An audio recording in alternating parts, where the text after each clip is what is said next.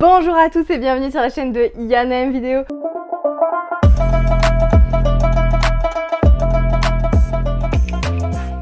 Aujourd'hui, on se retrouve pour un tuto. Et oui, vous avez bien entendu, aujourd'hui nous allons faire un tuto dans lequel je vais vous apprendre à réaliser une pina colada maison. L'été arrive bientôt, donc il serait temps de s'y mettre, hein, n'est-ce pas?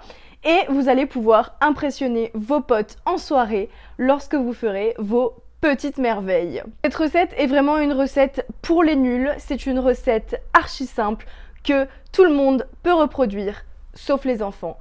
Parce que l'abus d'alcool est dangereux pour la santé et que si vous avez moins de 18 ans, vous ne pouvez pas consommer d'alcool.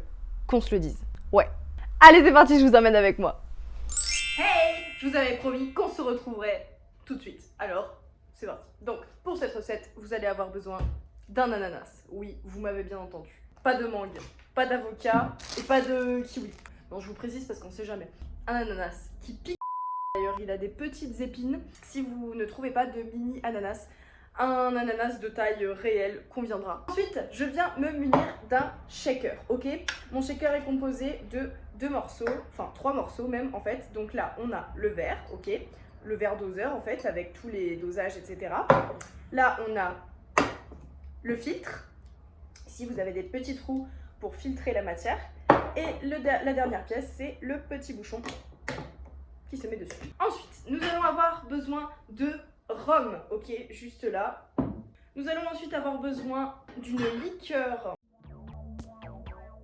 Donc c'est une liqueur à base de rhum qui a le goût de la noix de coco. C'est pour cela que nous prenons cette liqueur, très bien. Ensuite, comme dans toutes les pina coladas, nous allons avoir besoin de jus d'ananas. Et truc méga important aussi, nous allons avoir besoin de crème. Donc moi j'en prends une semi-épaisse. Vous allez utiliser, hop, 3 glaçons que vous allez mettre dans le shaker. Ensuite, vous allez également glacer votre verre. Je ne dirai pas dans la vidéo qu'il est tombé par terre.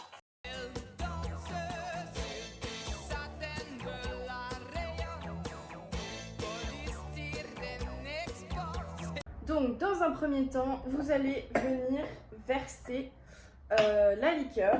Et en fait, la liqueur, ça correspond à peu près à 5 centilitres. Donc là, moi, il est à 6. Hop. Ouh. Et là, les barman sont en sueur. Voilà. Donc là, c'est pareil, je mets 5 centilitres de rhum. Slow. Hop. Voilà. Ensuite, du jus d'ananas que je remplis jusqu'à ma barre sirop d'orange. Oui, c'est pas logique, parce qu'il s'agit de jus d'ananas, mais c'est comme ça.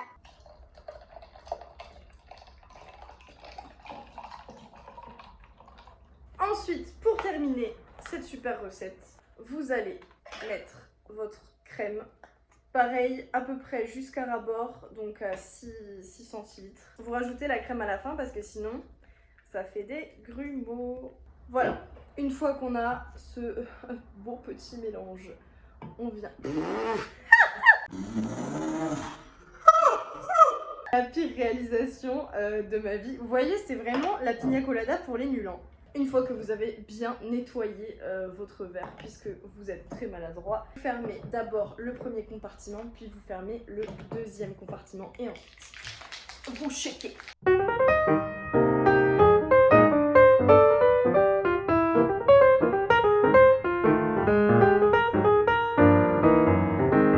Voilà. Et vous enlevez le premier compartiment. Vous n'enlevez pas le gros, puisque nous allons venir filtrer le cocktail. Et là, mesdames et messieurs, sous vos yeux ébahis, votre pina colada fin prête. Ensuite, vous vous munissez d'une paille rouge, d'une petite décoration style ananas. Hop! Et ça, c'est pour que ça vienne plus vite. Vous avez acheté un ananas pour rien, oui. C'était juste pour la décoration, voilà, pour me la péter. Oui, oui, tout à fait. Vous allez enlever ses cheveux parce que vous n'en avez pas besoin. Ensuite, vous allez tout simplement vider votre ananas. Vous allez garder les bouts d'ananas pour les manger. Et lorsque votre ananas sera vide et qu'il formera donc un creux, un verre, un bol, ce que vous voulez, eh bien, vous pourrez tout simplement verser votre préparation pina colada à l'intérieur.